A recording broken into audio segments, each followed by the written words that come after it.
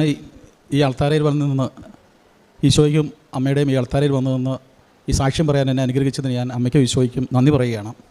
എൻ്റെ പേര് സിബി എന്നാണ്. എൻ്റെ വീട് പാലായിലാണ്. ഇതെൻ്റെ ഭാര്യ ലിസി. ഞങ്ങൾ 2018 ഈ ദേവാലയത്തിൽ വന്നതാണ്. അന്ന് പഴയ പള്ളിയായിരുന്നു. ഇവിടെ വന്നു നിന്ന് പ്രാർത്ഥിച്ചിട്ടൊക്കെ പോയി. പക്ഷേ 2019 ഞങ്ങൾ വീണ്ടും വന്നു. അതിനു മുമ്പ് ഞാൻ എന്നെക്കുറിച്ച് പറയാം. എൻ്റെ പേര് പറഞ്ഞ സിബി എന്നാണ്. ഞാൻ പാലായിലൊരു ബിസിനസ് ചെയ്യുന്നു. അതോടൊപ്പം തന്നെ മലയാളത്തിലെ ഒരു സിനിമയുടെ നിർമ്മാതാവാണ്. ഒരു സിനിമയല്ല, വളരെയധികം സിനിമകൾ നിർമ്മിച്ചിട്ടുള്ള ഒരു പ്രൊഡ്യൂസർ കൂടെയാണ് ഞാൻ. Honey bee, Mannar Mathai speaking, അങ്ങനെയുള്ള പ്രശസ്തമായ നിരവധി സിനിമകൾ ഞാൻ നിർമ്മിച്ചിട്ടുണ്ട്. ഞാൻ 2019 എൻ്റെ ബിസിനസ്സിൽ ഒരു ചെറിയ മാന്ദ്യം വന്നപ്പോൾ, സിനിമയുടെ പാർട്ട്നേഴ്സുമായിട്ട് ചെറിയ തർക്കങ്ങളുണ്ടായപ്പോൾ, ഞാൻ 2019 ഭാര്യ പറഞ്ഞു നമുക്ക് പോയി ഒരു ഉടമ്പടി എടുക്കാമെന്ന് പറഞ്ഞ് ഞങ്ങളിവിടെ വന്നു. ഇവിടെ വന്നപ്പം ഒന്ന് ഭയങ്കര തിരക്കാണ്. ഞാൻ പുറത്ത് നിൽക്കുകയാണ് ചെയ്ത്. ഞാൻ ലിസിയോട് പറഞ്ഞു പോയി ഫോം മേടിച്ചുകൊണ്ട് വരാൻ പറഞ്ഞു. അപ്പം ഭാര്യ പോയി ഫോമൊക്കെ മേടിച്ചുകൊണ്ട് വന്നു. ഫോം മേടിച്ചുകൊണ്ട് വന്ന് ഞാനത് വായിച്ച് നോക്കിയപ്പോൾ ഞാനാണ് എഴുതാൻ പേന എടുത്ത് എഴുതിയത്. ഞാൻ ലിസിയുടെ പേരാണ് എഴുതിയത്, എൻ്റെ പേര് എഴുതിയില്ല. അപ്പോൾ എന്നോട് ചോദിച്ചു എന്താണ്. ഞാൻ പറഞ്ഞു ഇത് വായിച്ചിട്ട് എനിക്ക് വലിയ താല്പര്യമൊന്നും തോന്നുന്നില്ല, ഞാനുകൊണ്ട് എൻ്റെ പേര് എഴുതുന്നില്ല, ലിസി വേണേൽ എടുത്തോളം പറഞ്ഞ് ഞാൻ പുറത്ത് നിന്നു. അപ്പം ഭാര്യ ഉടമ്പടി എടുത്തു. ഉടമ്പടിയായിട്ട് ഞങ്ങൾ ചെന്ന് പ്രാർത്ഥന തുടങ്ങിയെങ്കിലും ഞാൻ പ്രാർത്ഥിക്കാനൊന്നും കൂടിയില്ലായിരുന്നു. എനിക്ക് വലിയ താല്പര്യമില്ലായിരുന്നു ഇതിനകത്ത് പ്രാർത്ഥിക്കാനായിട്ട്. കുറച്ച് നാൾ പ്രാർത്ഥിച്ചു. അത് കഴിഞ്ഞ് പത്രമൊക്കെ ആണെങ്കിൽ പോലും ഏതെങ്കിലും സർക്കാർ ഓഫീസിലോ അല്ലെങ്കിൽ ഹോസ്പിറ്റലിൻ്റെ റിസപ്ഷനിലോ ഒക്കെ കൊണ്ടുപോയി നമ്മൾ വെച്ചിട്ട് പോകുന്ന ഒരു രീതിയിൽ 2 മാസം അത് തുടർന്നുള്ളൂ. അതിനുശേഷം ഞങ്ങൾ ആ സമയത്ത് തന്നെ ഞങ്ങൾ ഈ എറണാകുളത്ത് ഒരു ധ്യാന കേന്ദ്രത്തിൽ എല്ലാ മാസവും അവിടെ ഒരു അൽമായിൻ്റെ പ്രാർത്ഥന ഉണ്ടായിരുന്നു. അപ്പോൾ ഞങ്ങൾ എല്ലാ മാസവും അത് കൂടാനായിട്ട് വരും. ഈ ധ്യാനത്തിൻ്റെ ഇടയ്ക്ക് അവിടുത്തെ ആ ധ്യാന കേന്ദ്രത്തിൻ്റെ ഡയറക്ടർ അച്ഛനാണ് അവിടെ കുർബാന ചെല്ലുന്നത്. ഈ കുർബാനയുടെ മധ്യേ അച്ഛൻ പ്രസംഗിച്ചപ്പോൾ വളരെ രോഷാകുലനായ കൃപാസനത്തെക്കുറിച്ച് പറഞ്ഞു. ഇത് വെറും തട്ടിപ്പാണ്, നിങ്ങളൊന്നും അവിടെ പോകരുത്, ഉടമ്പടി നമ്മുടെ ബൈബിളിൽ പറഞ്ഞിട്ടില്ല എന്നൊക്കെ അച്ഛൻ ആധികാരികമായി പറഞ്ഞപ്പോൾ ഞങ്ങളത് പൂർണ്ണമായി വിശ്വസിച്ചു. അതിന് ഫലമായി ഞങ്ങളുടെ ഉടമ്പടി അങ്ങ് ഉപേക്ഷിച്ചു. ഉടമ്പടി പത്രം പോലും എവിടെയാണെന്ന് അറിയാൻ മേലാത്ത രീതിയിൽ ഉടമ്പടി പൂർണ്ണമായി ഉപേക്ഷിച്ച്, ഉടമ്പടി തൈലവും തിരിയൊക്കെ എവിടെയോ ഉപേക്ഷിച്ച് ഞങ്ങൾ പോയത്. വീണ്ടും ഞങ്ങൾ ഇവിടെ വന്ന് പറ്റുമ്പോഴൊക്കെ ഇവിടെ വന്ന് പ്രാർത്ഥിക്കാൻ വരുമായിരുന്നു. ഇവിടെ വന്ന് മാതാവിൻ്റെ അടുത്ത് വന്ന് ജപമാല അർപ്പിക്കും, പ്രാർത്ഥിക്കും. അത് കഴിഞ്ഞ് പിന്നെ കോവിഡ് വന്നപ്പോൾ ഞങ്ങൾ പുറത്ത് നിന്നുകൊണ്ടാണെങ്കിൽ പോലും അവിടെ വന്ന് കൊന്തയൊക്കെ ചൊല്ലിയിട്ടാണ് ഞങ്ങൾ പൊയ്ക്കൊണ്ടിരുന്നത്. പക്ഷേ ഇതിൻ്റെ എല്ലാ അനുഗ്രഹങ്ങളും ഞങ്ങൾക്ക് കിട്ടിക്കൊണ്ടാണ് ഇരുന്നത്. കാരണം എൻ്റെ മോളൊന്ന് MBBS പഠിക്കുക അമൃതയിൽ. അവളുടെ എക്സാമിൻ്റെ സമയത്ത് ഞങ്ങൾ വരുമായിരുന്നു. മോൻ അതുപോലെ ജർമ്മനിക്ക് പോകാൻ അവനും അവൻ്റെ ഭാര്യയും കൂടെ പോകാനുള്ള, അവർ ഖത്തറിലായിരുന്നു. അവരവിടുന്ന് യൂറോപ്പിലേക്ക് ഒന്ന് ഷിഫ്റ്റ് ചെയ്യാനുള്ള കാര്യങ്ങളുമായിട്ട് പോയപ്പോൾ ഞങ്ങൾ പ്രാർത്ഥിക്കുന്ന ആ കാര്യങ്ങളെല്ലാം ഞങ്ങൾക്ക് സാധിച്ച് കിട്ടിക്കൊണ്ടിരുന്നു. പക്ഷേ ഞങ്ങൾ ഈ ഉടമ്പടി എടുത്തുകൊണ്ടാണ്, ഞങ്ങൾ ഉടമ്പടി പൂർത്തിയാക്കിയില്ലെങ്കിൽ ഉടമ്പടി ഞങ്ങൾ വെച്ച കാര്യങ്ങളാണ് നടക്കുന്നതെന്നുള്ളത് ഞങ്ങൾ ചിന്തിക്കുന്നുമില്ല. ഉടമ്പടിയെ നമ്മൾ പൂർണ്ണമായി അങ്ങ് മറന്നുപോയ സാഹചര്യമായിരുന്നുള്ളത്. അങ്ങനെ ഞങ്ങളുടെ ജീവിതം മുമ്പോട്ട് പോയിക്കൊണ്ടിരിക്കുന്ന അവസരത്തിൽ 2023 എൻ്റെ ഒരു ബന്ധു വീട്ടിൽ വന്ന് അവരുടെ മോളുടെ കല്യാണം വിളിക്കാൻ വന്നപ്പോൾ ഞങ്ങളോട് പറഞ്ഞു, അതായത് അവരുടെ മോൾക്ക് ഒത്തിരി കാലമായിട്ട് കല്യാണം ആലോചിക്കുന്നുണ്ട്.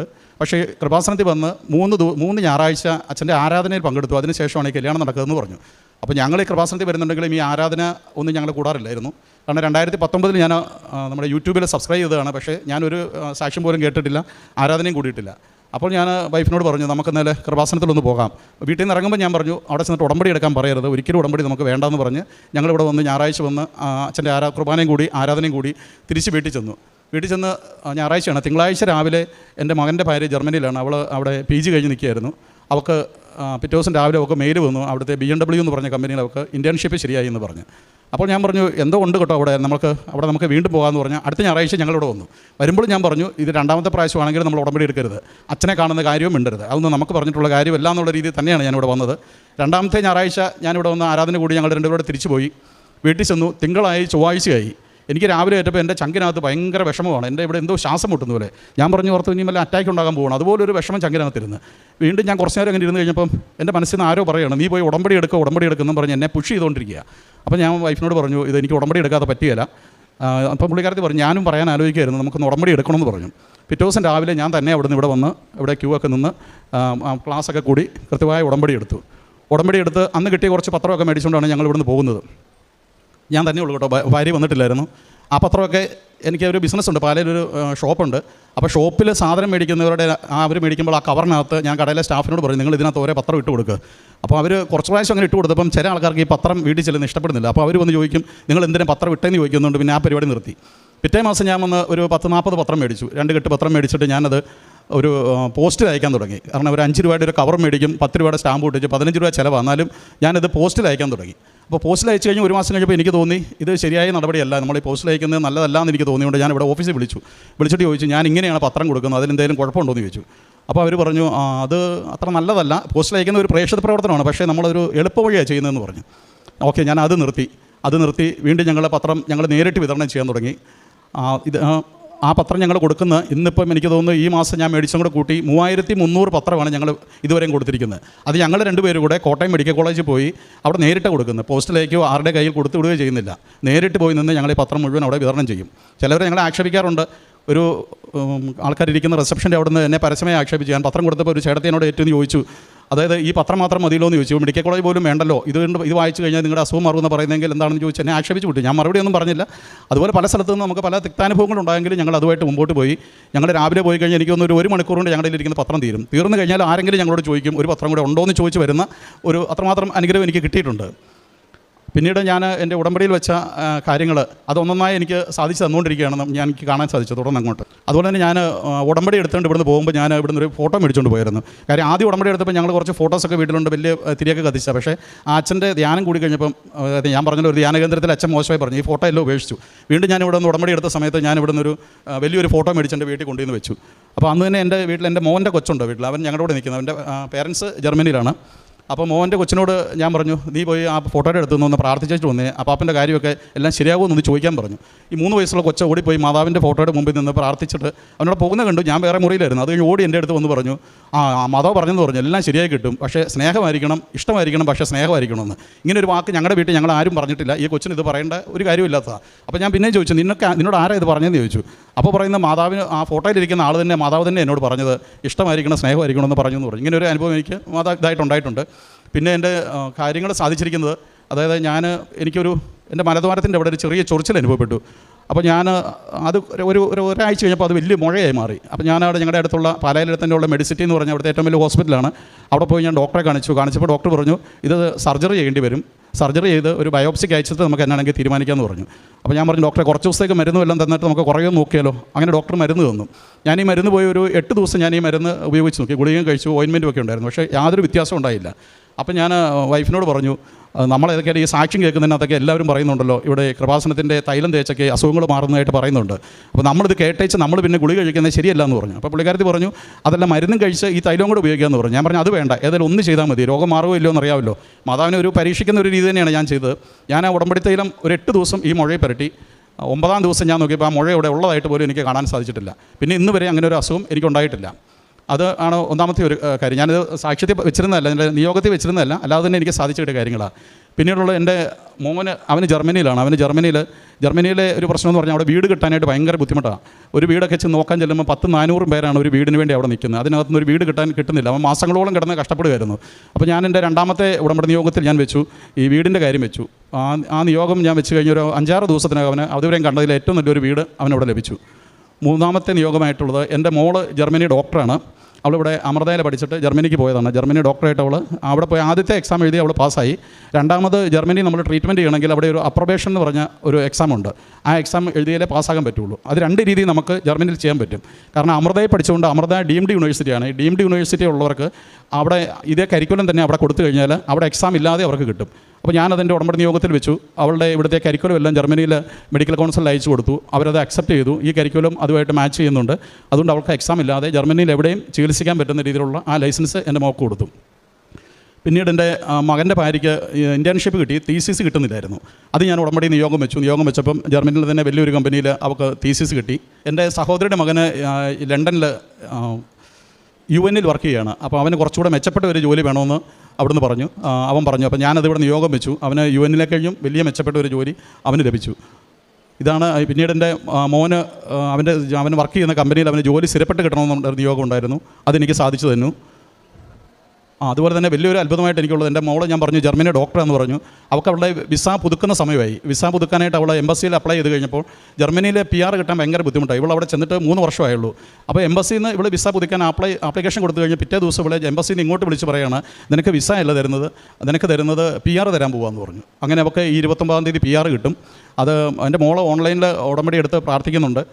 എൻ്റെ മക്കളുടെ കാര്യങ്ങളെല്ലാം പറഞ്ഞപ്പോൾ ഞാൻ ഒരു കാര്യം പറയാൻ മറന്നുപോയി. മക്കൾക്ക് വേണ്ടി നമ്മൾ ഉടമ്പടി എടുത്തെങ്കിൽ പോലും അവരും ഇതുപോലെ തന്നെ മാതാവിനോട് പ്രാർത്ഥിച്ചുകൊണ്ടാണ് ഇരിക്കുന്നത്. വെറുതെ മാതാപിതാക്കൾ ഉടമ്പടി എടുത്തിട്ട് മക്കൾക്ക് കിട്ടുമോ എന്ന് എനിക്കറിയത്തില്ല. മക്കളും കൂടെ ഈ പ്രാർത്ഥനയിൽ ഉൾപ്പെടണം, എങ്കിൽ മാത്രമേ ഇത് നടക്കുള്ളൂ എന്നാണ് എൻ്റെ അനുഭവത്തിൽ നിന്ന് എനിക്ക് മനസ്സിലായത്. ഇപ്പം എൻ്റെ മോളും എൻ്റെ ഭാര്യയും ഓൺലൈൻ ഉടമ്പടിയിലാണ്.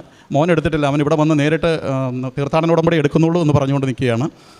ഇതാണ് ഞങ്ങളുടെ ജീവിതത്തിൽ എനിക്ക് മാതാവ് തന്ന അനുഗ്രഹങ്ങൾ. ഞാൻ ക്രിസ്ത്യാനിയാണെങ്കിലും ഞായറാഴ്ച ദിവസം സൗകര്യം ഉണ്ടെങ്കിൽ പള്ളി പോകുന്ന ഒരു ക്രിസ്ത്യാനിയായിരുന്നു. ഞായറാഴ്ച ക്രിസ്ത്യാനി എന്ന് പോലും പറയാൻ പറ്റില്ല, കാരണം എനിക്ക് സമയം ഉണ്ടെങ്കിൽ ഞാൻ പള്ളി പോകും. ചില എൻ്റെ വീടിനടുത്ത് തന്നെ ഒരു നോവേനപ്പള്ളി ഉണ്ട്, അവിടെയും ചിലപ്പം പോകും. പക്ഷേ പള്ളിയുടെ കാര്യങ്ങളിലെല്ലാം ഞാൻ ഇൻവോൾവ് ആണ്. എൻ്റെ വീടിനടുത്തുള്ള ദേവാലയത്തിൽ യൂദാശ്രീയുടെ നോവേനയാണ്, അത് തുടങ്ങാനൊക്കെ മുൻപന്തി നിന്നതും എല്ലാം ഞാനാണ്. ഇതൊക്കെ ചെയ്യാണ്. പക്ഷേ ഈ പള്ളിയിൽ പോയി കുർബാന കൂടുന്നതിലൊന്നും ഞാൻ അത്ര താല്പര്യം കാണിച്ചിരുന്ന ഒരാളല്ല. പക്ഷേ ഞാൻ ഇവിടെ വന്ന് ഈ അവരെ കൊന്ത ചെല്ലുക, വൈകുന്നേരം പ്രാർത്ഥന എന്ന് പറഞ്ഞാൽ നമുക്ക് ഒത്തെങ്കിൽ പ്രാർത്ഥിക്കും. ഇതൊരു നിർബന്ധമായ ഉള്ളൊരു കാര്യമല്ലായിരുന്നു പ്രാർത്ഥന, കാരണം നമുക്ക് സൗകര്യം ഉണ്ടെങ്കിൽ പ്രാർത്ഥിക്കും, ഇല്ല എന്നുള്ള രീതിയിലാണ് ഞങ്ങൾ പൊയ്ക്കൊണ്ടിരുന്നത്. പക്ഷേ ഉടമ്പടി എടുത്തതിന് ശേഷം എൻ്റെ ആത്മീയ ജീവിതത്തിൽ വലിയ ഉയർച്ചയാണ് ഉണ്ടായിരിക്കുന്നത്. ഞാൻ പോലും അങ്ങനെ പ്രതീക്ഷിച്ചില്ല ഞാനിങ്ങനെ ആയിത്തീരുമെന്ന്. കാരണം ഞാൻ കൃത്യമായി ഞായറാഴ്ചകളെ കുർബാന മുടക്കുന്നത് എനിക്കൊന്ന് ചിന്തിക്കാൻ പറ്റിയില്ല. അല്ലാത്ത ദിവസങ്ങളിൽ പോലും ഞാൻ എല്ലാ ദിവസവും തന്നെ ഞാൻ പള്ളിയിൽ പോകാൻ ശ്രമിക്കാറുണ്ട്. വൈകുന്നേരത്തെ പ്രാർത്ഥന, കുടുംബ പ്രാർത്ഥന ഞങ്ങൾ മുടക്കാറില്ല. ദിവസം ഞാൻ അരമണിക്കൂർ കൃത്യമായിട്ട് ബൈബിൾ വായിക്കും. എൻ്റെ പ്രാർത്ഥന എന്ന് പറഞ്ഞാൽ മറ്റൊരു രീതിയിലാണ്. കാരണം ഞാൻ വെളുപ്പിനെ 2 മണിക്ക് എണീക്കും. ഇപ്പം 2 മണിക്ക് എഴുന്നേറ്റ് ഞാൻ 4 ജപമാല 203 മണി ജപമാല ഞാൻ ചെല്ലും 4 മണിക്കേറ്റ്. അതിനുശേഷം ഒരു കരണക്കൊന്ത ചെല്ലും. വീണ്ടും ഞാൻ പ്രത്യക്ഷീകരണ പ്രാർത്ഥന ഒരു 3:15 ആകുന്ന സമയത്ത് ഞാൻ പ്രത്യക്ഷീകരണ പ്രാർത്ഥന ചെല്ലും. കുറച്ച് നേരം കിടന്നു കഴിഞ്ഞ് ഞാൻ 6:15 എടുത്ത് കുർബാനയ്ക്ക് പോകും. ഇതേ രീതിയിലുള്ള പ്രാർത്ഥനയിലേക്ക് ഞാൻ വന്നു. ഒരു കൊന്തയെല്ലാം മടിച്ചിരുന്ന് ഞാൻ വെളുപ്പിനെ 2 മണിക്ക് ഉറക്കളച്ചേറ്റിരുന്ന കൊന്തയെല്ലാം മാത്രം എനിക്ക് ആത്മീയമായ വലിയ ഉയർച്ച എനിക്കുണ്ടായി. അത് വലിയൊരു അനുഗ്രഹമാണ് മാതാവ് എനിക്ക് തന്നത്. കാരണം പള്ളിയിലൊന്നും പോകാതെ കുർബാന സ്വീകരിക്കാമെന്നൊക്കെ പറഞ്ഞാൽ എനിക്കിപ്പോൾ കുർബാന സ്വീകരിക്കാതെ പറ്റിയല്ല. 2 ആഴ്ച കൂടുമ്പോൾ ഞാൻ നിർബന്ധമായിട്ടും കുമ്പസാരിച്ചിരിക്കും. അത് വലിയൊരു അനുഗ്രഹം എനിക്ക് മാതാവ് ഇടുന്നതാണ്. പിന്നീട് ഞാൻ കാരുണ്യ പ്രവർത്തികൾ ഞങ്ങൾ ചെയ്യുന്നത്, ഞങ്ങൾ ആദ്യം ചെയ്തുകൊണ്ടിരുന്ന കോട്ടയം മെഡിക്കൽ കോളേജിലെ ക്യാൻസർ വാർഡുകളിലേക്ക് പോകും. അവിടെ കീമോ ചെയ്ത പേഷ്യൻസ് ഉണ്ട്, അവർക്ക് കൊണ്ടുപോയി ബിസ്ക്കറ്റ്, റസ്ക് ഇങ്ങനെയുള്ള സാധനങ്ങളൊക്കെ ഞങ്ങൾ മേടിച്ച് കൊടുത്തുകൊണ്ടിരുന്നത്. കുറച്ച് കാലം അത് ചെയ്തു. അത് കഴിഞ്ഞപ്പോൾ അവിടുന്ന് മെഡിക്കൽ കോളേജിലൊക്കെ നിയമമുണ്ട്, നമ്മളൊരു ഭക്ഷണ സാധനം മെഡിക്കൽ കോളേജിനുള്ളിൽ കൊടുക്കണമെങ്കിൽ അവിടുത്തെ സൂപ്രണ്ടിൻ്റെ പെർമിഷൻ വേണം. അപ്പോൾ നമ്മൾ ഈ സാധനമായിട്ട് സൂപ്രണ്ടിൻ്റെ അടുത്ത് പോകണം, അവരുടെ പെർമിഷൻ വേണം. അങ്ങനെയുള്ള കാര്യങ്ങൾ വന്നുകൊണ്ട് ഞങ്ങൾ അത് നിർത്തിയിട്ട് ഞങ്ങളുടെ അടുത്തുള്ള പാലാ ഗവൺമെൻറ് ഹോസ്പിറ്റലിൽ ഞങ്ങൾ ചോറ് പൊതികൾ കൊണ്ടേ കൊടുക്കാൻ തുടങ്ങി. അവിടെ 1-2 പ്രാവശ്യം കൊടുത്തു കഴിഞ്ഞപ്പോൾ അവിടെ നിന്നും പറഞ്ഞു സൂപ്രണ്ടിൻ്റെ പെർമിഷൻ വേണമെന്ന് പറഞ്ഞു. അപ്പോൾ ഞാൻ സൂപ്രണ്ടിനെ പോയി കണ്ടു. സൂപ്രണ്ടിനെ കണ്ടു കഴിയുമ്പോൾ എൻ്റെ മോളുടെ പ്രായമുള്ളൊരു പെൺകുട്ടിയായിരുന്നു സൂപ്രണ്ടായിട്ടുള്ളത്. എന്നോട് പറഞ്ഞു, ചേട്ടാ ഇവിടെ ഒത്തിരി ആൾക്കാർ ചോറ് കൊണ്ടേ കൊടുക്കുന്നുണ്ട്, ഇവരിത് മുഴുവൻ മേടിച്ചിട്ട് വേസ്റ്റ് ആക്കുക. കാര്യം ചേട്ടൻ ചെയ്യുന്ന ഒരു നല്ല കാര്യമാണ്, പക്ഷേ ഇത് നമുക്ക് അതിന് പ്രയോജനം ചേട്ടനും കിട്ടുന്നില്ല, ഈ ആശുപത്രിയിൽ ആർക്കും കിട്ടുന്നില്ലെന്ന് പറഞ്ഞു. വെറുതെ വേസ്റ്റ് ഞങ്ങൾ വാരി കളയാമെന്ന് പറഞ്ഞു. അപ്പോൾ ഞാൻ അത് നിർത്തിയതിന് ശേഷം ഞങ്ങൾ ചോറും പൊതിയായിട്ട് വൈഫ് കൊടുത്തു. ഞാൻ പോയില്ല, വൈഫ് പാലായിക്കൂടെയൊക്കെ നടന്നു നോക്കി. ഒരു 10-20 പൊതിയൊന്നും ആർക്കെങ്കിലും കൊടുക്കാൻ നോക്കിയിട്ട് ഞങ്ങളുടെ നാട്ടിൽ ആൾക്കാർക്ക് വേണ്ടാഞ്ഞിട്ടാന്ന് തോന്നുന്നു, ഒരു മനുഷ്യൻ ഈ പൊതി മേടിക്കുകയില്ല. പിന്നെ ഞങ്ങൾ അവിടെയുള്ള അനാഥാലയങ്ങളിലേക്ക് ഞങ്ങൾ ഇങ്ങനെ ഭക്ഷണ സാധനങ്ങളൊക്കെ കൊണ്ടു കൊടുക്കുന്ന രീതി തുടങ്ങി. പക്ഷേ ഇതൊന്നും നമുക്ക് തൃപ്തി എനിക്കുണ്ടാകുന്നില്ലായിരുന്നു. അതിനുശേഷം എൻ്റെ വീടിനടുത്ത് ഒരു മാനസികാരോഗ്യ കേന്ദ്രമുണ്ട്. ഒരു 600ഓളം മാനസിക രോഗികളെ സൗജന്യമായി നോക്കുന്ന മരിയ സദനം എന്ന് പറഞ്ഞ ഒരു ഇതുണ്ട്. അതിനകത്തെ സന്തോഷം എന്ന് പറയുന്നത് എൻ്റെ കൂടെ പഠിച്ചതാണ്. പക്ഷേ എനിക്ക് അവിടെ പോകാൻ ഇതുവരെ തോന്നിയിട്ടില്ലായിരുന്നു. ഞാനവിടെ പോയിട്ടുണ്ട്. അത് തുടങ്ങിയ കാലം തൊട്ടേ ഞാൻ അതോടെ സഹകരിച്ച് നിൽക്കുന്ന. ഞാനവിടെ പോകുന്നത്, ഞാൻ പാലായിലെ രാഷ്ട്രീയ സാമൂഹ്യ രംഗങ്ങളൊക്കെ ഉള്ള ആളാണ്. അതുകൊണ്ട് എന്നെ അവിടെ പല മീറ്റിങ്ങുകളൊക്കെ പ്രസംഗിക്കാനൊക്കെ ആയിട്ട് വിളിച്ചിട്ടുണ്ട്. പക്ഷേ എനിക്ക് അവിടെ എന്തോ എനിക്ക് ഒരു ദിവസം രാവിലെ ഞാൻ ഏറ്റവും സന്തോഷം വിളിച്ച് ചോദിച്ചു, സന്തോഷം ഞാനത് ചോദിക്കാൻ കാര്യം, ഞാൻ അച്ഛൻ്റെ ധ്യാനവും കാരുണ്യ പ്രവർത്തികളും ഒക്കെ നമ്മൾ ഇതിന് പലരുടെയും സാക്ഷ്യങ്ങളിലൂടെ കേൾക്കുമ്പോൾ എനിക്ക് മനസ്സിലായി എൻ്റെ പ്രാർത്ഥനയിൽ ഇനിയും കുറവുള്ള കാര്യം ഇതാണ്. ഞാൻ കാരുണ്യ പ്രവൃത്തി ഒന്നും ചെയ്യുന്നില്ല. അച്ഛനോട് പല ധ്യാനത്തിലും അച്ഛൻ പറയുന്നതാണ്. ധ്യാനമൊക്കെ ഞാൻ കൃത്യമായിട്ട് ചൊവ്വാഴ്ച അല്ലെങ്കിൽ ബുധനാഴ്ച ധ്യാനം കൂടും, സാക്ഷ്യങ്ങൾ കേൾക്കും. അപ്പോൾ എനിക്ക് മനസ്സിലായി എൻ്റെ കാരുണ്യ പ്രവൃത്തി ഇതല്ല, ഞാൻ ഈ പൈസ കൊടുക്കുന്നതല്ല. ഇതുകൂടാതെ ഞാൻ ഗവൺമെൻറ് ഹോസ്പിറ്റലിൽ ചോറ് കൊടുക്കുന്നവർക്ക് എല്ലാ മാസം പൈസ കൊടുക്കും. അതേപോലെ തന്നെ ഒരു അനാഥാലയത്തിൽ കൊണ്ടുപോയി പൈസ കൊടുക്കും. ഈ പറയുന്ന മരീസദനത്തിൽ എല്ലാ മാസം പൈസ കൊടുക്കും. പക്ഷേ ഞാൻ എൻ്റെ കൈ കൊണ്ടൊന്നും ചെയ്യുന്നില്ല. നമ്മൾ ഈ പണം കൊടുത്ത് നേടാവുന്ന രീതിയിലാണ് ഞാൻ ഇരുന്നത്. പക്ഷേ എനിക്കത് മനസ്സിലായി. ഒരു ദിവസം രാവിലെ ഞാൻ ഈ സന്തോഷിനെ മരീസദനത്തിൻ്റെ ഡയറക്ടറെ വിളിച്ചിട്ട് പറഞ്ഞു, സന്തോഷേ എനിക്ക് അവിടെ വന്ന് എന്തെങ്കിലും രീതിയിലുള്ള ഒരു കാരുണ്യ പ്രവർത്തികൾ ചെയ്യാനുള്ള സൗകര്യം ഉണ്ടോ എന്ന് ചോദിച്ചു. സന്തോഷ് പറഞ്ഞു, ഞങ്ങൾ എന്നെ എടാന്ന് വിളിക്കുന്നത്, എടാ നീ ഇങ്ങോട്ട് പോരെ. ഞാൻ അവിടെ ചെന്നപ്പം പറഞ്ഞു, അവിടെ ഉച്ചയ്ക്ക് ഭക്ഷണം കൊടുക്കുന്നുണ്ട്, ഇത്ര ആൾക്കാർക്ക് ഭക്ഷണം കൊടുക്കണം. ഞാനവിടെ ഭക്ഷണം കൊടുക്കാൻ അതിനകത്ത് അവരെ സഹായിക്കാൻ തുടങ്ങി. അത് ഞാൻ തുടർന്ന് എനിക്കത് നിർത്താൻ മേലാത്ത സാഹചര്യമായി. ഞാനിപ്പോൾ എല്ലാ ദിവസവും ഈ മരീസദനത്തിൽ പോയി ഈ മാനസിക രോഗികൾക്ക് ഞാൻ ഭക്ഷണം വിളമ്പി കൊടുക്കും, അവരുടെ ടേബിൾ ക്ലീൻ ചെയ്യും, അവിടുത്തെ നിലവടിച്ച് വരും. എൻ്റെ വൈഫിനറിയാം ഞാൻ എൻ്റെ വീട്ടിൽ ഭക്ഷണം കഴിച്ചിട്ട് ഞാൻ ഏറ്റു പോകുള്ളൂ. ഞാൻ പ്ലേറ്റ് പോലും എടുത്ത് വെക്കാത്ത ആളാണ്. ഞാൻ ഈ മരീസദനത്തിൽ പോയി ഇത് ചെയ്യാനായിട്ട് എനിക്കത് ചെയ്യുമ്പോൾ എൻ്റെ മനസ്സിൽ തോന്നുന്നത് ഞാൻ ചെയ്യുന്ന ഈശോയ്ക്ക് ചെയ്യുന്നു എന്നുള്ള രീതിയിൽ ഞാനത് ചെയ്യാൻ തുടങ്ങിയപ്പം ഇപ്പോൾ ഇന്ന് മാത്രമേ ഞാൻ പോകത്തുള്ളൂ. ഇന്നലെ വരെ ഞാൻ അവിടെ പോയിട്ട് വരികയാണ്. പിന്നെ അവിടെ തന്നെ മാനസിക രോഗികളുടെ ഒരു 50ഓളം കുട്ടികളുണ്ട് അവിടെ. ഇവരുടെ കുഞ്ഞുങ്ങളുണ്ടായി, അവരെ അവിടെ നിർത്തി പഠിപ്പിക്കാൻ കാര്യങ്ങൾ ചെയ്യുന്നതാണ്. അവർക്ക് ഞാൻ എല്ലാ ആഴ്ചയിലും ഞാനൊരു ദിവസം അവർക്ക് ഭക്ഷണം മേടിച്ച് കൊടുക്കും. എൻ്റെ സഹോദരി വിദേശത്തുണ്ട്, അവളോട് പറഞ്ഞിട്ട് ഞങ്ങളുടെ ആഴ്ചയിൽ ഇപ്പോൾ 2 ദിവസം ഞങ്ങൾ അവർക്ക് എന്തെങ്കിലും ഭക്ഷണ സാധനങ്ങൾ മേടിച്ച് കൊടുക്കുന്ന രീതിയിൽ ഞങ്ങളുടെ കാരുണ്യ പ്രവർത്തനങ്ങൾ മുമ്പോട്ട് പോകുന്നു. അതുപോലെ തന്നെ 2 കാര്യം കൂടെ പറയാനുണ്ട്. ഞാൻ കഴിഞ്ഞ ആഴ്ച ഇവിടെ വന്ന് കഴിഞ്ഞ മാസം പത്രം മേടിക്കാൻ ഞാനിവിടെ വന്ന് ജപമാല അർപ്പിച്ചുകൊണ്ടിരിക്കുക. ഞാനിവിടെ എപ്പോൾ വന്നാലും ഞാൻ 203 മണി ജപമാല ഞാനിവിടെ ചെല്ലും, സമ്പൂർണ്ണ ജപമാല ചെല്ലിയിട്ടേ പോകുള്ളൂ. ഞാൻ 1ാമത്തെ ജപമാല ചൊല്ലി പകുതിയായി കഴിഞ്ഞപ്പോൾ എനിക്ക് ഭയങ്കര സുഗന്ധാഭിഷേകം വരാൻ തുടങ്ങി. അന്ന് ഞാൻ വീട്ടിൽ നിന്ന് പോരുമ്പോൾ ഞാൻ ഭാര്യയോട് പറഞ്ഞു, നമ്മൾ ഇതുവരെ ഇത്ര എല്ലാം ചെയ്ത് കഴിഞ്ഞിട്ട് ഈ മാതാവ് നമുക്കൊരു അടയാളം തരുന്നില്ലല്ലോ എന്ന് പറഞ്ഞിട്ടാണ് ഞാൻ വീട്ടിൽ പോകുന്നത്. ഇവിടെ കയറിയപ്പോൾ ഞാൻ ആ മാതാവിൻ്റെ ഫോട്ടോയിൽ നോക്കി, എൻ്റെ മാതാവ് എന്നെ കാണിക്കുന്നത് ഞാൻ 1 വർഷമായി ഇവിടെ വരാൻ തുടങ്ങിയിട്ട് ഇതുവരെ ഒരു സുഗന്ധം ഒന്നും എനിക്ക് കിട്ടിയിട്ടില്ലോ എന്നും പറഞ്ഞ് ഞാൻ ഇവിടെ ഒന്ന് ജപമാല ചൊല്ലി. 1ാമത്തെ ജപമാല കഴിഞ്ഞപ്പോൾ തൊട്ട് എനിക്ക് മുല്ലപ്പൂവിൻ്റെ ഭയങ്കര സുഗന്ധമാണ് ഇങ്ങനെ വന്നുകൊണ്ടിരിക്കുന്നത്. അപ്പോൾ ഞാൻ 4 ജപമാല കഴിഞ്ഞപ്പം ഭാര്യ ഇരുന്ന് അപ്പുറത്തെ സൈഡിലാണ്. ഞാൻ വിളിച്ചിട്ട് പറഞ്ഞു, ഇവിടെ വന്ന് നോക്കി എനിക്ക് മണം വരുന്നുണ്ടെന്ന് പറഞ്ഞു. അപ്പോൾ പുള്ളിക്കാരത്തി വന്നിരുന്നിട്ട് പുള്ളിക്കാരത്തി ഓർത്ത് ഈ ബാത്റൂമിലെ ലോഷൻ്റെ വല്ല മണമായിരിക്കും. അപ്പോൾ എന്നോട് ഇനി പറഞ്ഞ് എൻ്റെ മനസ്സിനെ ഇടിക്കേണ്ടെന്ന് ഓർത്ത് എന്നോട് പറഞ്ഞില്ല. എന്നിട്ട് പുള്ളിക്കാരത്തി ബാത്റൂമിൽ പോയി നോക്കി, അവിടെ സ്മെല്ലുണ്ടോ എന്ന് ചോദിച്ചു. അതില്ല. അത് കഴിഞ്ഞ് ഇവിടെ വന്ന് അടുത്തിരിക്കുന്നവരോട് ചോദിച്ചു, നിങ്ങൾക്ക് ആർക്കെങ്കിലും സ്മെൽ അനുഭവപ്പെടുന്നുണ്ടോ എന്ന് ചോദിച്ചു. അപ്പോൾ അവർ പറഞ്ഞു ഞങ്ങൾക്കൊന്നും ഇല്ലെന്ന് പറഞ്ഞു. അപ്പോൾ പുള്ളിക്കാരത്തിക്ക് മനസ്സിലായത് മാതാവ് നമ്മുടെ മുമ്പിൽ നമ്മുടെ ഒരു അടയാളം കാണിച്ചു തന്നതാണ്. അത് ഞങ്ങൾ ആ പത്രം മേടിക്കാൻ അവിടെ പോയി നിൽക്കുന്നതോടും വരെ ഞങ്ങളുടെ കൂടെ ആ സ്മെല്ലുണ്ടായിരുന്നു. പത്രമൊക്കെ മേടിക്കുന്ന നമ്മൾ വേറെ സംസാരത്തിലേക്ക് പോയപ്പം അത് മാറിപ്പോയി. അതുപോലെ തന്നെ ജോസഫ് അച്ഛനെ ഒരു ദിവസം ഞാൻ സ്വപ്നം കണ്ടു, ഒരു ദിവസം ഭാര്യയും സ്വപ്നം കണ്ടു. ഞാൻ സ്വപ്നം കണ്ടത് അച്ഛനൊരു വലിയ തിരക്കിനകത്ത് നിൽക്കുകയാണ്. നിൽക്കുമ്പോൾ അച്ഛനുള്ള സ്വതവേയുള്ള ഗൗരവ സ്വഭാവത്തിൽ തന്നെ എന്നെ ഇങ്ങനെ കൈകാട്ടി വിളിക്കുകയാണ്. എന്നെ അടുത്തേക്ക് വിളിച്ചിട്ട് എന്നാന്ന് ചോദിച്ചു. ഞാൻ പറഞ്ഞു, എൻ്റെ അച്ഛൻ ഇവിടെ വന്നിട്ട് നമ്മുടെ കാര്യം നടന്നില്ലല്ലോ എന്നുള്ള ഇങ്ങനെ വിഷമത്തോടെ പറയുമ്പം അച്ഛൻ എൻ്റെ ഇരുന്ന പേപ്പറെല്ലാം മേടിച്ചിട്ട് എന്നോട് പറഞ്ഞു, ഇപ്പോൾ പ്രാർത്ഥിക്കുന്ന രീതിയിൽ തന്നെ പ്രാർത്ഥന തുടർന്നാൽ മതി, എല്ലാം മാതാവ് നടത്തി തരും എന്ന് പറഞ്ഞ് എന്നെ അനുഗ്രഹിച്ചു വിട്ടു. പിന്നീട് ഞാൻ ഒരു കാര്യം പറയാൻ പറഞ്ഞത്, നമ്മുടെ അഖണ്ഡ ജപമാലയ്ക്ക് ഞങ്ങൾ ആ റാലി പങ്കെടുക്കാനായിട്ട് ഞങ്ങൾ 1 മാസം ഞങ്ങൾ നോയമ്പെടുത്താണ് ഇവിടെ പങ്കെടുത്തത്. അതുപോലെ തന്നെ പാലാ ടൗണിൻ്റെ വിവിധ ഭാഗങ്ങളിൽ ഞാൻ വലിയ ഫ്ലെക്സ് ബോർഡുകൾ വെച്ചു, ഈ അഖണ്ഡ ജപമാല റാലി ഇവിടെ ഉണ്ടെന്നുള്ള രീതിയിൽ. അതിൻ്റെ ഫലമായിട്ടാണെന്ന് എനിക്കറിയത്തില്ല. ഞാൻ KSRTC ഡിപ്പോയിൽ അന്വേഷിച്ചപ്പം 10 ബസ് ഇവിടുന്ന് ബുക്ക് ചെയ്തിട്ടുണ്ടായിരുന്നു. അഖണ്ഡ ജപമാല റാലി പാലായിൽ പങ്കെടുക്കാനായിട്ട് ആൾക്കാർ വന്നിട്ടുണ്ടായിരുന്നു അവർ പറഞ്ഞു. പിന്നെ ഞാൻ ഈ നോയമ്പെടുക്കുന്നതാണ്. ഇപ്പോൾ ഞാൻ പറഞ്ഞല്ലോ, ഒരു വിശ്വാസി അല്ലാതിരുന്ന് ഞാൻ നോയമ്പെടുക്കുന്നതിലൊന്നും ഞാൻ പള്ളി പോകാത്തവനാണ്. പിന്നെ നോയമ്പെടുക്കുന്നത് പറയേണ്ടതാണല്ലോ. കാരണം അന്നേരമെല്ലാം നമ്മൾ ഓരോ ബൈബിൾ വാക്യങ്ങൾ നമ്മൾ കോട്ട് ചെയ്യുകയാണ്. കാരണം നമ്മുടെ ഉള്ളിലേക്ക് പോകുന്നതിന് നോയമ്പില്ല, ഉള്ളിൽ നിന്ന് അത് വിസർജ്യ വസ്തുവായിട്ട് പോകും. നമ്മുടെ ഉള്ളിൽ നിന്ന് പുറത്തേക്ക് വരുന്നതിന് നോയമ്പ് മതി എന്നുള്ള ആ വിശ്വാസത്തിലൊക്കെ പോകുന്നവരത്തിന് ആ ബൈബിൾ വാക്യമാണ് നമ്മൾ ഈ നോയമ്പിൻ്റെ കാര്യം പറയുമ്പോൾ നമ്മൾ അങ്ങോട്ട് പറയുന്ന കാര്യം ഇതായിരുന്നു. പക്ഷേ ഇന്ന് ഞാൻ ഈ നോയമ്പ് തുടങ്ങിയപ്പോൾ തൊട്ട് ഇതുവരെ ഞാൻ ഒരു നേരം മാത്രമേ ഞാൻ ഭക്ഷണം കഴിക്കുള്ളൂ. വൈകുന്നേരം ഒരു 4 മണിക്ക് മാത്രം ഭക്ഷണം കഴിച്ചുകൊണ്ട് ഞാൻ നോയമ്പെടുക്കുകയാണ്. എന്നിട്ട് ആ 2 നേരത്തെ ഭക്ഷണത്തിൻ്റെ പൈസ ഞാൻ അവിടെ സൂക്ഷിച്ച് വെച്ചിരിക്കുകയാണ്. ഈ പറഞ്ഞ മരീസനത്തിൻ്റെ ഡയറക്ടറോട് പറഞ്ഞു, ദുഃഖ ശനിയാഴ്ച വന്ന് ഈ പൈസ എടുത്തുകൊണ്ട് പോയി അവർക്ക് എന്തെങ്കിലും മേടിച്ച് കൊടുക്കണമെന്ന് പറഞ്ഞു. അപ്പോൾ അത്രമാത്രം ആധ്യാത്മികമായിട്ട് എനിക്ക് വലിയ ഉയർച്ച ഇവിടെ ഉണ്ടായി. അതെല്ലാം മാതാവിൻ്റെ അനുഗ്രഹം കൊണ്ടാണ്. പിന്നെ കൃപാസനത്തിന് ഇപ്പോൾ ഞാൻ ഈ സാക്ഷ്യം പറയുമ്പോൾ തന്നെ പലരും വിമർശിച്ചുകൊണ്ട് പറയുമായിരിക്കും. പക്ഷേ അവരെല്ലാം മനസ്സിലാക്കേണ്ടത്, ഇതുപോലെ വിമർശിച്ചുകൊണ്ടിരുന്ന ഒരാളാണ് ഞാനും. വിമർശിച്ച് വേറെ യൂട്യൂബിലും ഫേസ്ബുക്കിലും ഒന്നും ഇടുകയില്ല. എൻ്റെ ഉള്ളിലുണ്ടായൊരു വിമർശനമായിരുന്നു. അതെല്ലാം മാറി എനിക്ക് മാതാവിൽ പൂർണ്ണ വിശ്വാസമാണ്, ഈശോയിൽ പൂർണ്ണ വിശ്വാസമാണ്. എനിക്ക് ഈ അനുഗ്രഹങ്ങൾ തന്ന മാതാവിനും ഈശോയ്ക്ക് ഞാൻ ഒത്തിരി നന്ദി പറഞ്ഞുകൊണ്ട്, ഈ കൃപാസനം ഇവിടെ ഉള്ളതുകൊണ്ടാണ് ഇന്ന് എനിക്ക് ഇവിടെ വരുവാനും ഇങ്ങനെ നിൽക്കുവാനും ഒക്കെ സാധിച്ച്. അതിന് കൃപാസനത്തിൻ്റെ ഇതിൻ്റെ ഡയറക്ടറോടും മറ്റുള്ളവരോടും എല്ലാം നന്ദി പറഞ്ഞുകൊണ്ട് ഞാൻ നിർത്തുന്നു. നന്ദി. ഒരു ഉടമ്പടിയിലെ ജീവിതം എങ്ങനെയാണ് ക്രമീകരിച്ചത്? അപ്പം നമ്മളെപ്പോഴും ഇതൊരു പുതിയ പ്രാർത്ഥന രീതി ആയതുകൊണ്ട് തന്നെ ഒരു സ്വാഭാവികമായിട്ടും ഇതിൽ പണ്ട് തുടക്കകാലത്തോട്ട് ഇപ്പോഴും വിമർശനങ്ങൾ അധികമായി ഇപ്പോഴും ലഭിച്ചുകൊണ്ടിരിക്കുന്നു. ഇപ്പോഴും അത് തുടർന്നുകൊണ്ട് തന്നെ ഇരിക്കുന്നതാണ്. അതിലൊരു പക്ഷേ സഭയുടെ അകത്തു നിന്നും പുറത്തു നിന്നുമുള്ളത്. പക്ഷേ അതിൽ അത്ഭുതപ്പെടാനൊന്നുമില്ല. കാരണം ഇവിടെ നടക്കുന്നത് നമ്മൾ ആദ്യം പെട്ടെന്ന് നോക്കുമ്പോൾ തോന്നും ഇത് കാര്യങ്ങൾ നടക്കുവാനായിട്ടുള്ളൊരു പ്രാർത്ഥന രീതിയാണെന്ന്. പക്ഷേ നിങ്ങളിവിടെ പറഞ്ഞിട്ടുള്ള സാക്ഷ്യങ്ങൾ, ഇപ്പോൾ ഈ ഒരു സാക്ഷ്യമൊന്നുമല്ല, പറഞ്ഞുള്ള സാക്ഷ്യങ്ങളെല്ലാം വിലയിരുത്തുമ്പോൾ നിങ്ങൾക്ക് മനസ്സിലാവും. ഏറ്റവും അവസാനം ചിലപ്പോൾ ഒരു ചുരുങ്ങിയ വാക്കുകളിൽ പറയും, ചിലപ്പോൾ അത് നീർത്ത ഒരുപാട് വാക്കുകളിൽ പറയും. ഒരു വ്യക്തി തൻ്റെ ജീവിതത്തെ മുഴുവനായിട്ടും ദൈവത്തിങ്കിലേക്ക് സമർപ്പിക്കുന്നൊരു വലിയൊരു അത്ഭുതമാണ് ഇവിടെ നടക്കുന്നത്. അതിൻ്റെ താഴെയാണ് ഈ ബാക്കി പറയുന്ന ജോലിയും മറ്റു കാര്യങ്ങളും എല്ലാം. ഈ ഒരു സാക്ഷ്യത്തിലും അത് വ്യക്തമായിട്ട് ഒരു വ്യക്തി ഇതുവരെ ഉണ്ടായിരുന്ന, ഇപ്പോൾ നമ്മളുടെ എല്ലാവരുടെയും ഇപ്പോൾ ഒരു ക്രിസ്തീയ പശ്ചാത്തലത്തിൽ ചിന്തിക്കുമ്പോൾ വിശുദ്ധ ബലി മുടക്കരുതെന്നും കുമ്പസാരം മുടക്കരുതെന്നും കുടുംബ പ്രാർത്ഥന മുടക്കരുതെന്നും നമുക്ക് പറഞ്ഞ് അല്ല കേട്ട് അല്ലെങ്കിൽ മാതാപിതാക്കൾ ശീലിപ്പിച്ചിട്ടുള്ളൊരു ശീലത്തിനേക്കാളപ്പുറം ഇവിടെ എല്ലാം പോയിട്ടും ചെയ്തിട്ടും നമുക്ക് അങ്ങനെ പ്രത്യേകിച്ചൊന്നും കിട്ടിയതായിട്ടൊന്നും വലിയ ഒരു ബോധ്യം നമുക്കില്ല. നമ്മളിങ്ങനെ ശീലമായതുകൊണ്ട് ചെയ്യും, ശീലമില്ലാത്തവർ ചെയ്യത്തില്ല, അല്ലെങ്കിൽ കുറച്ചൊക്കെ കഴിയുമ്പം ഒരു ചെറുപ്പമൊക്കെ ആകുമ്പോൾ നിൽക്കും. പക്ഷേ ഉടമ്പടി എന്ന് പറയുന്ന ഒരു പ്രാർത്ഥന, ഒരു വ്യക്തിയെ, ഒരു ക്രിസ്തീയ പശ്ചാത്തലത്തിലുള്ളൊരു വ്യക്തിയെ ഇത് പ്രാർത്ഥിച്ചു കഴിഞ്ഞാൽ നിനക്ക് ശക്തി ലഭിക്കും എന്നുള്ളൊരു ബോധ്യത്തിലേക്ക് എത്തിക്കും. അതെങ്ങനെയാണെന്ന് ചോദിച്ചാൽ, നമുക്കെപ്പോഴും ഈ പ്രാർത്ഥനയും പ്രവൃത്തിയും തമ്മിൽ 2 വലിയ ഗ്യാപ്പ് ഉണ്ടാവും എപ്പോഴും. ഞായറാഴ്ച പള്ളിയിൽ പോകും, തിങ്കൾ തൊട്ട് വെള്ളിയാഴ്ച വരെ നമുക്ക് ഇഷ്ടമുള്ളതുപോലെ ജീവിക്കും. അങ്ങനെ ഒരു ജീവിതം ദൈവം ആഗ്രഹിക്കണില്ല. അവിടെയാണ് ഈ ഉടമ്പടിയിലെ ഒരു പ്രാക്ടിക്കൽ ആപ്ലിക്കേഷൻ വരുന്നത്. അതെങ്ങനെയാണെന്ന് ചോദിച്ചാൽ, രാവിലെ 5:30 ഇപ്പോൾ ഇദ്ദേഹം 2 മണി എന്ന് പറയുമ്പോഴും 5:30 തൊട്ട് ഒരു വ്യക്തി ആദ്യം ദൈവമേന്ന് വിളിച്ചാണ് തുടങ്ങുന്നത്. അത് തന്നെ കൃപയുടെ ആരംഭവും. ദ ഫസ്റ്റ് തിങ് ആദ്യം ചെയ്യണത് പോലും ദൈവത്തിൽ ആശ്രയിച്ച. പിന്നീട് ഓരോ ആരാധനയും, അത് ഇവിടെ വ്യൂവേഴ്സ് കൂടുന്നതുകൊണ്ട് ഇവിടെ അതിനുള്ള സമ്പാദ്യം ഒന്നും കിട്ടണില്ല. പക്ഷേ ഓരോ ആരാധന ഒരാൾ പ്രാർത്ഥനയോടെ കൂടുന്നു. ആഴ്ചയിൽ ഒരിക്കലെങ്കിലും ഇതുപോലെ, ഇപ്പോൾ ഈ ഒരു സാക്ഷ്യത്തിൽ പറയണത് പോലെ, ഇപ്പം അവസാനം പറഞ്ഞല്ലോ ഇങ്ങനൊരു സ്ഥലം അടുത്തുണ്ടായിട്ടും ഇതിനെക്കുറിച്ചൊരു ബോധ്യം കിട്ടണത് ഉടമ്പടിയിൽ ഇങ്ങനെ അന്വേഷിക്കുമ്പോഴാണ്. ഇത് ചെയ്തിട്ട് അതിൻ്റെ ആവശ്യമില്ലല്ലോ, എനിക്ക് എന്താ ഇനി ചെയ്യാൻ പറ്റുക എന്ന് ചിന്തിക്കുന്നിടത്താണ് അങ്ങനൊരു ഓപ്ഷൻ വരുന്നു. അവിടെ പോകുന്നു. അവിടെ ചെല്ലുമ്പോൾ പൈസ അല്ല കൊടുക്കേണ്ടത്, കുറച്ചും കൂടെ കാര്യങ്ങൾ ചെയ്യണം. അപ്പോൾ ഒരാൾ വ്യക്തിപരമായിട്ട് ഇതുപോലെ എളിമപ്പെടാനോ അല്ലെങ്കിൽ നന്മകൾ ചെയ്യാനും ഒക്കെ ചെയ്തു തുടങ്ങുമ്പം ദൈവം സത്യസന്ധനായതുകൊണ്ട് ഈ യാത്രയെ ദൈവം ആശീർവദിക്കും. അതുകൊണ്ടാണ് ഈ യോഹന്നാൻ ശിഷ്യന്മാരെ വിട്ട് ചോദിക്കുന്നുണ്ട്, കർത്താവെ നീയാണോ വരാനിരിക്കുന്നവൻ എന്ന് ചോദിക്കുന്നുണ്ട്. അപ്പോൾ കർത്താവ് പറയും, ഇവിടെ നടക്കുന്ന കാര്യങ്ങളൊക്കെ നീ ചെന്ന് യോഹന്നാനോട് പറയാനാണ് പറയണത്.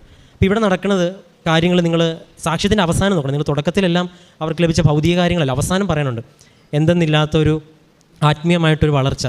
ഇപ്പോൾ ഒരാൾ ഇവിടെ പറയുന്നുണ്ടല്ലോ, ഇപ്പോൾ ഞായറാഴ്ച പള്ളിയിൽ പോകണമെന്നൊരു സ്വാഭാവികമായൊരു നിയമമുണ്ട്. പക്ഷേ അതൊരു ബോധ്യത്തിലേക്ക് വരണമെങ്കിൽ അനുഭവം വേണം. നമ്മൾ മനുഷ്യരായതുകൊണ്ടേ നമുക്കൊരു അനുഭവം വേണം. അതിനുള്ള അനുഭവം ഇപ്പോൾ ആദ്യമേ പറഞ്ഞു. അപ്പോൾ അത് സയൻസിനും ശാസ്ത്രത്തിനും യുക്തിക്കും അപ്പുറമുള്ളൊരു ദൈവാനുഭവം ഒരാൾക്ക് ലഭിക്കുമ്പോൾ മാത്രമേ ഇതിൽ ഈ ഒരു ദൈവവിശ്വാസത്തിലേക്ക് ഒരു വ്യക്തി കടന്നു. ഇത് കർത്താവിന് അറിയാവുന്നതുകൊണ്ടാണ്. നിങ്ങൾ സുവിശേഷം വായിക്കുമ്പോൾ നോക്കിയാൽ മതി, കർത്താവ് ആദ്യം വന്നിട്ട് ഉടൻ തന്നെ നിത്യജീവനെക്കുറിച്ച് പ്രസംഗിച്ചിട്ടില്ല. ആദ്യം വന്നിട്ട് കർത്താവ് ചെയ്യണത് അത്ഭുതങ്ങളും അടയാളങ്ങളും ചെയ്ത് ജനങ്ങൾ ആദ്യം കൂടിയതിന് ശേഷമാണ് കർത്താവ് പറയണത് അനശ്വരമായതുകൊണ്ട്, നിത്യമായതുകൊണ്ട്, സ്വർഗ്ഗരാജ്യമുണ്ട്. ഇത് ദൈവത്തിൻ്റെയും ഒരു മെത്തഡോളജി. അപ്പോൾ ഇവിടെ ഉടമ്പടിയിൽ ഇതുപോലെ എല്ലാ ഫീൽഡിൽ നിന്നുള്ളവരും അനുഭവങ്ങൾ പങ്കുവയ്ക്കുന്നുണ്ടെങ്കിൽ അത് ദൈവം കൂടെ നിൽക്കുന്നത് കൊണ്ടാണ്. ഒരു പക്ഷേ ഇനിയും ഒരുപാട് പേര് അതിൻ്റെ ഒരു ബോധ്യത്തിലേക്ക് കടന്നു വരേണ്ടതുണ്ട്. ഒരുപാട് പേര് സാക്ഷ്യങ്ങളിലൂടെ തന്നെയാണ് ബോധ്യപ്പെടുന്നത്. ഇപ്പോൾ തന്നെ നമുക്ക് 10,000-ലധികം ജാതിമത ഭേദമന്യേ സാക്ഷ്യങ്ങൾ ലഭിക്കുന്നു. അത് ദൈവം കൂടെ നിൽക്കുന്നത് കൊണ്ട് തന്നെയാണ്. അപ്പോൾ ഒരു വ്യക്തിക്കുണ്ടാകുന്ന മാനസാന്തരവും മാറ്റവുമാണ് ഏറ്റവും പ്രധാനപ്പെട്ടത്. ബാക്കിയുള്ളത് കുട്ടികളുടെയും മക്കളുടെയും എല്ലാം പറഞ്ഞത്. ഇതിൽ വേറൊരു ബോധ്യം പറഞ്ഞത്, മക്കൾക്ക് വേണ്ടി ഉടമ്പടി എടുക്കുമ്പോൾ അവരും കൂടി ഇതിൽ കോൺട്രിബ്യൂട്ട് ചെയ്യണമെന്നുള്ളൊരു ബോധ്യമുണ്ട്. ആ മക്കളും അവിടെ വിദേശത്തായിരുന്നാൽ അത് ചെയ്യുന്നുണ്ട്. അപ്പോൾ ഇങ്ങനെ ഒരു വ്യക്തി കംപ്ലീറ്റ് ആയിട്ടൊരു യൂ ടേൺ ഉടമ്പടിയിൽ എടുക്കുന്നുണ്ട്. അത് ദൈവത്തിൻ്റെ നാമത്തിലാണ് എടുക്കുന്നത്. ദൈവത്തിൻ്റെ നാമത്തിലെടുക്കുന്ന വഴികളെ ദൈവം ആശീർവദിക്കും. ആ ആശീർവാദത്തിൻ്റെ ഭാഗമാണ് ഈ പറഞ്ഞതെല്ലാം. ഇനി ഉടമ്പടി മുന്നോട്ട് പോകുമ്പം ഇനി ഒരുപാട് ദൈവാനുഭവങ്ങൾ ഉണ്ടാകട്ടെ എന്നും, പരിശുദ്ധ അമ്മ ഇനിയും ഒരുപാട് അനുഭവങ്ങൾ കൊണ്ട് ഒരുപാട് പേരെ ഈ ഒരു ദൈവസ്നേഹത്തിലേക്കും മറ്റുള്ളവരെ സഹായിക്കണമെന്നുള്ള വലിയ മനോഭാവത്തിലേക്കും ദൈവത്തിന് വേണ്ടി ഇറങ്ങിത്തിരിക്കണമെന്നുള്ളൊരു ബോധ്യത്തിലേക്കും ലഭിക്കുവാൻ ഇടവരത്തിനെന്ന് പ്രാർത്ഥിക്കുന്നു.